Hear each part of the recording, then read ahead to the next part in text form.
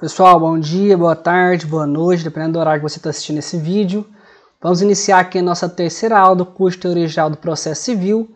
Hoje nós vamos ver aqui a construção histórica do processo em fases metodológicas. O que significa isso? Significa que a gente não vai ficar abordando aqui o código X, o código Y, o que ele fazia, o que ele não fazia. Eu gosto de fazer uma abordagem histórica a partir dessas fases metodológicas. Por quê? Porque aqui nós temos uma visão geral, a partir de cada momento histórico, como os códigos de processo no mundo inteiro foram sendo criados, a partir de qual perspectiva, de qual visão, que acabava dando norte para todos os códigos, não só do Brasil, mas da Europa, por exemplo. A primeira fase metodológica que nós temos é a fase do praxismo ou sincretismo. O que é algo sincrético, pessoal? Por que leva esse nome? Algo que é sincrético é algo que mistura elementos de dois institutos, por exemplo. Você, por exemplo, sincretismo religioso. É porque às vezes a pessoa mistura elementos de uma religião com de outra religião. Na fase sincrética do processo, é isso que acontece. Nós temos uma mistura. Mistura do quê? Entre o direito civil material e o direito processual. Nós não tínhamos, na primeira fase metodológica de surgimento do processo, uma divisão entre processo e direito civil. Igual nós temos hoje. Nós temos o direito penal e o processo penal. O direito trabalhista e o processo trabalho. O direito civil e o processo civil. Mas no início nós não tínhamos essa divisão. O processo, ele era, como eu coloquei aqui no material para vocês, um apêndice do direito material. Ele era um auxiliar do direito material. Nessa pré-história do direito processual, nós não tínhamos um direito processual autônomo. Que aconteceu, por exemplo, do direito romano até a segunda metade do século XIX. Esse aqui nós tínhamos nas regulamentações, direito romano, tudo no mesmo arcabouço, os direitos que as pessoas possuíam e também os ritos que deveriam ser seguidos. Acho que a gente pode falar bem disso de rito, porque tinha fórmulas de falar, que quem atuava no processo tinha que falar para o pretor, para ele ter a causa dele julgada e assim por diante. Nesse momento aqui, nós tínhamos basicamente essa única regulamentação, direito e os ritos, tudo no mesmo arcabouço, sem distinção teórica, sem divisão, algo bastante rudimentar mesmo. Nós estamos na fase pré-histórica do processo, tá bom? Ou seja, antes do processo surgir como elemento autônomo, ele era tido como parte do próprio direito civil. Por isso, essa primeira parte é chamada de praxismo ou sincretismo. Praxismo por quê? Porque era advinda da prática mesmo jurisdicional do direito romano, com fórmulas e ritos, junto com o direito civil. Por isso, sincretismo também, essa mistura de direito material com o direito processual. Aqui também, o direito de entrar com a ação, era algo privado, não era algo que o Estado chamava para si para resolver os conflitos sociais. A parte tinha um direito subjetivo, um direito material, que ela queria exercer, por exemplo, o direito de receber uma dívida, o direito de receber uma indenização, e aí ela buscava a solução do seu conflito, mas o Estado ali não tinha uma perspectiva de pacificação social, uma perspectiva pública de realização do processo, como do benefício que o processo trazia para a sociedade. Isso vai começar a mudar a partir do processualismo ou autonomismo. Então, a partir da segunda metade do século XIX e a primeira metade do século XX, nós começamos a ter uma modificação de análise. Por quê? Porque o processo ele começou a se enxergar como uma ciência. E como uma ciência, ele começou a desenvolver institutos que eram próprios dele, de forma a diferenciar do seu direito material correspondente. Por isso que a segunda fase é chamada de autonomismo, ou seja, aquilo que era um apêndice do direito material, era tudo misturado, passa a ser tratado de forma autônoma. Passa a ser tratado de forma autônoma. E aí, nós temos, nesse momento aqui, final do século XIX, início do século XX, primeira metade do século XX, o desenvolvimento de diversos conceitos que nós utilizamos até hoje, apesar de terem sofrido modificações com o passar do tempo, etc., mas o conceito de ação, o conceito de jurisdição, de ato processual, coisa julgada, são conceitos que foram surgindo justamente nessa época. Por quê? Porque quando você cria uma nomenclatura própria, quando você cria uma linguagem própria para o processo, você está diferenciando ele do direito material. Você está diferenciando ele para que ele consiga ter autonomia. Então foi um momento em que o processo se desenvolveu bastante.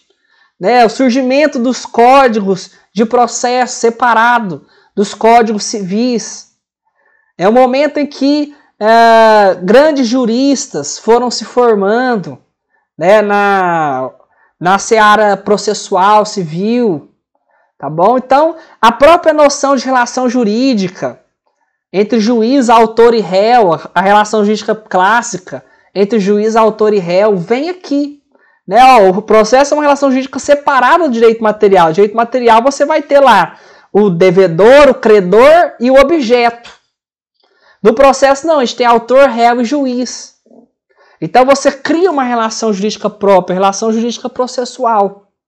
E isso faz com que o processo vá ganhando corpo e vá conseguindo se desvencilhar do direito material e conseguindo um arcabouço teórico para se desenvolver. Isso é importante.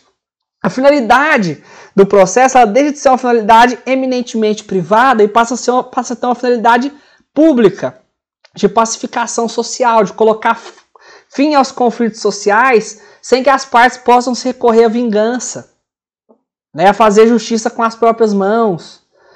Então todo esse desenvolvimento é feito nessa fase autonomista do processo. Só que teve um problema nessa fase, que foi o seguinte: à medida que ela foi desenvolvendo, quanto mais ela foi desenvolvendo, mais o processo foi se desvinculando do direito material, até chegar a um ponto que o processo ele não era visto mais como uma forma da pessoa exercer o seu direito previsto no direito material, mas como um fim em si mesmo. O processo existe por ser processo, não para solucionar os problemas do direito material.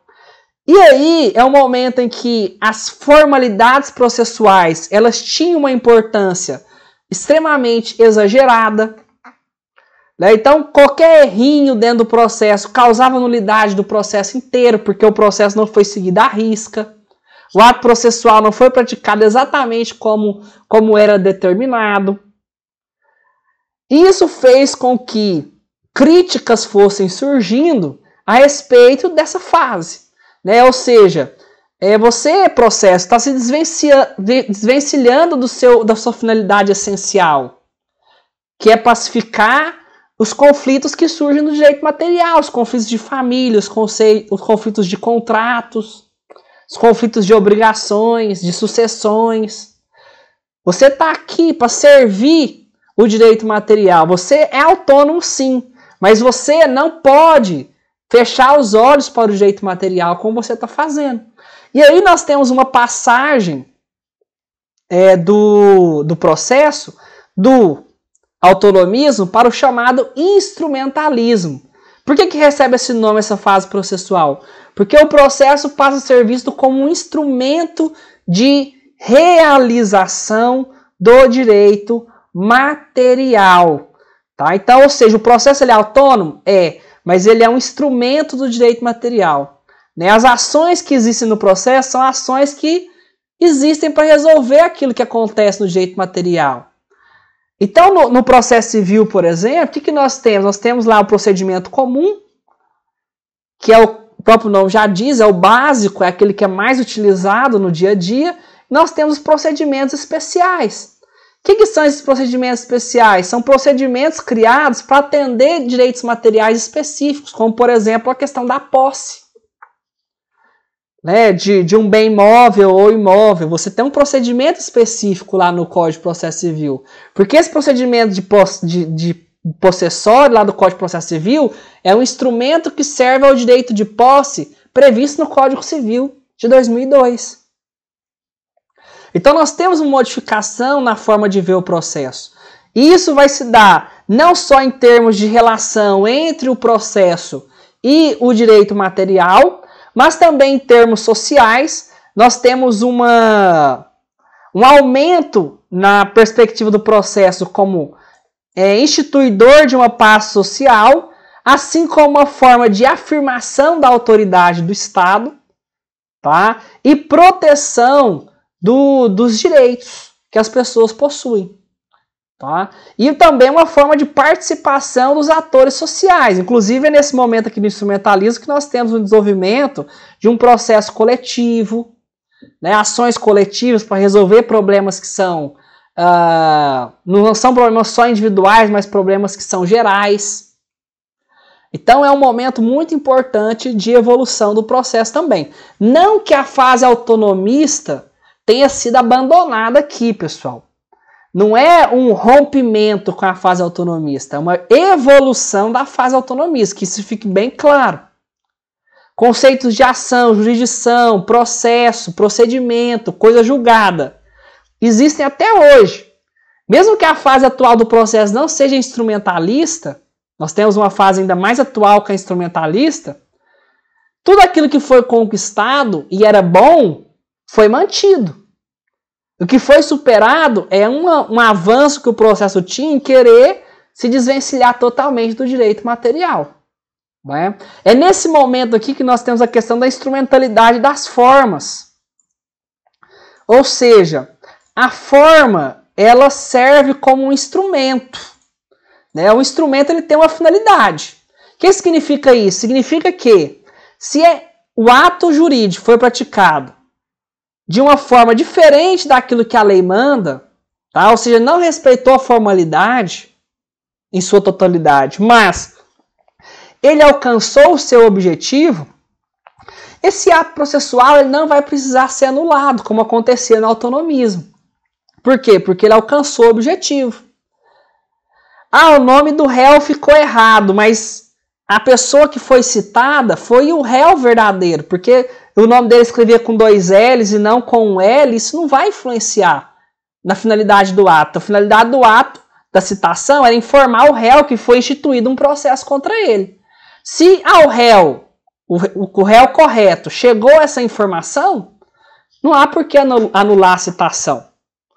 Né? E se não teve prejuízo, também nós não temos por que anular o processo. Então a fase instrumentalista é uma fase muito importante. É uma fase em que o processo ele vai ganhar um plus de solução de conflitos sociais e de uma forma que ele está relacionado com o direito material.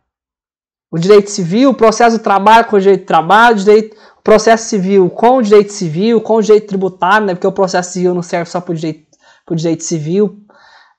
O processo penal em relação ao direito penal, né? Só que em relação ao processo penal e direito penal, a gente tem que ver essa fase instrumentalista com maior parcimônia. Por quê?